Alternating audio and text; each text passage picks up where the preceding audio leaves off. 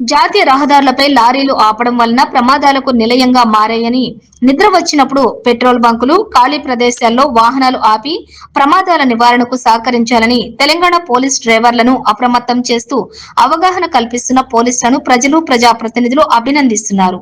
నిత్యం ప్రజల అవసరాల కోసం అనేక రకాల వస్తువులను రవాణా చేస్తున్న డ్రైవర్లు తెలంగాణ పోలీస్ అప్రమత్తం చేస్తున్న అవగాహన కల్పించడం పట్ల సభాష్ పోలీస్ అనిపించుకుంటూ ప్రజల మన్ననలను పొందుతున్నారు.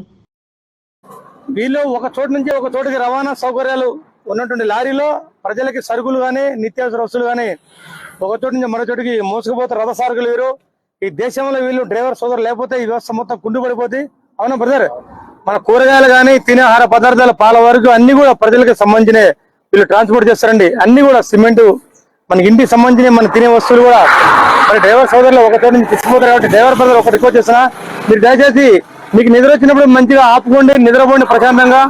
మీకు ఇబ్బంది మీకు కూడా వెనక ఫ్యామిలీ మెంబర్స్ ఉంటారు. మీరు డ్యూటీ ఎక్కడ కానీ మీ పిల్లల మా నాన్న ఎప్పుడు వస్తారు అని చెప్పి ఎదురు చూస్తుంటారు. ఓకేనా? ప్రమాదాలు జరుగుతాయి మేము కోరుకుంటున్నాం. ఓకేనా? మీకు ఏదైనా ప్రాబ్లం అంటే మాకు పోలీస్ సాయం కోరండి. అన్నిటికీ ఫోన్ చేసి తెలంగాణ అయితే ఇతను మీ దగ్గర 5 నిమిషాలు వస్తాం. కానీ మీరందరూ బాగుండాలి మేము కోరుకుంటున్నాం. ముఖ్యంగా హైవే రోడ్డు మీద అయితే లారీ పెట్టకండి. మీకు రిక్వెస్ట్ చేస్తాం బ్రదర్. మీరందరూ దేవుళ్ళు, లారీ డ్రైవర్లు ఈజ్ గాడ్.